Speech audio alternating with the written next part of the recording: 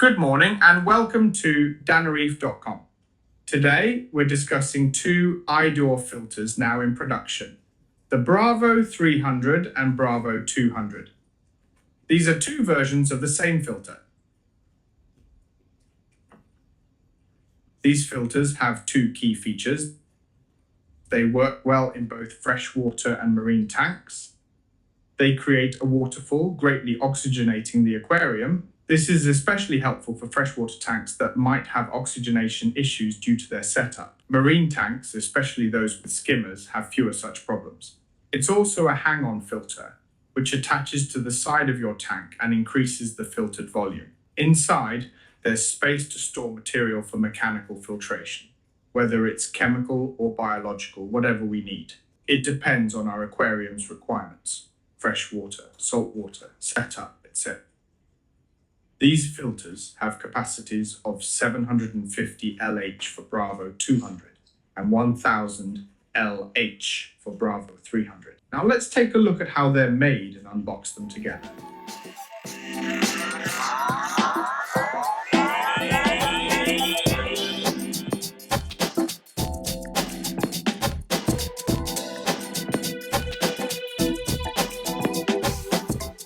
Let's start with the smallest. As you can see, the box contains the entire filter.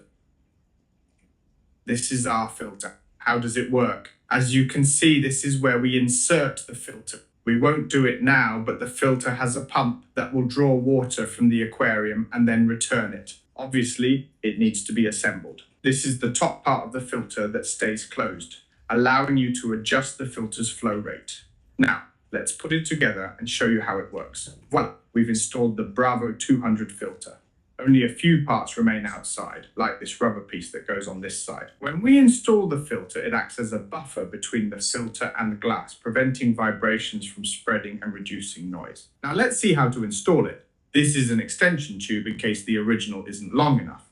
Notice the tube's end piece, which prevents unwanted items from entering, like small animals, snails, fish, and so on. It also ensures that if algae or plants block some openings, many others remain clear for water flow. Let's take a look. There's a lid. What we see on the filter interface is this knob used to increase or decrease the filter's capacity. This is the lid. Inside the filter, we have this handy container for filter material, some activated carbon or whatever we want to put in it. It's better to have extra than not enough, though we might not use it all. It's not necessary, but it's an option. Then we have filter cartridges. See, these are pre-made with filter material inside. I'd show you, but it might not be easy to open. We have two with activated carbon, and on this side, some tubes. We have two tubes here too. On the other side, we have activated carbon. Obviously, we can put one of these in here, depending on. For our main needs, we have Polon wool for mechanical filtration. This provides mechanical, chemical, and biological filtration. Obviously, we're talking about a filter for a very small aquarium, not a huge one. It's a compact filter that's perfect if we want to set up a basic, small aquascape tank that could suit our needs, always keeping in mind the great oxygenation this filter can provide. Next, we see the water intake. And lastly, the pump. How does the pump work? It rotates and detaches. We can see a 3-blade impeller with a fixed shaft inside the pump. Pump uses 8 watts for 750 litres per hour flow, suitable for 60, 120 litre tanks, depending on contents. Here we have a marine tank, not freshwater, as this filter is mainly designed for freshwater aquariums, but it could be used in marine setups to boost oxygenation, especially in certain tanks. If we had a cube like this tank but without a sump, it'd be a nightmare. Don't worry, check our YouTube series. We're restoring this tank. Find the link in the description or watch the side video for the full recovery series. A filter like this could have been handy. We could have filled it with activated carbon or even used it to dry out all the algae that had formed. It's one option, but it makes more sense for a freshwater tank where we can do complete filtration with a filter this size. The pump is definitely interesting, and the assembly is super quick and easy. I couldn't do it myself as we're a bit clumsy. It might be trickier when you always set it on a surface. As you can see, there's also an extension tube included. At the base of the aquarium, if you want to adjust the depth, we won't overdo it. You can see we have an almost perfect complete filter. It doesn't need much, and we have spacers too. The filter's all set. The same goes for the Hydor Bravo 300 filter, which is the bigger version. Let's take a look. It still uses 8 watts, but the flow rate is 1050 liters per hour. We have this filter for 100 to 200 liter tanks. It's the same deal as the Bravo 200 filter.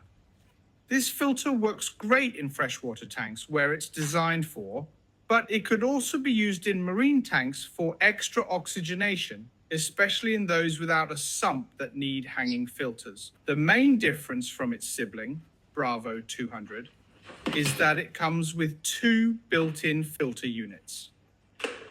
As we've seen, there are 2 extra units for different media or to enhance existing ones, be it carbon or biological filtration. Assembly is straightforward. The parts remove easily.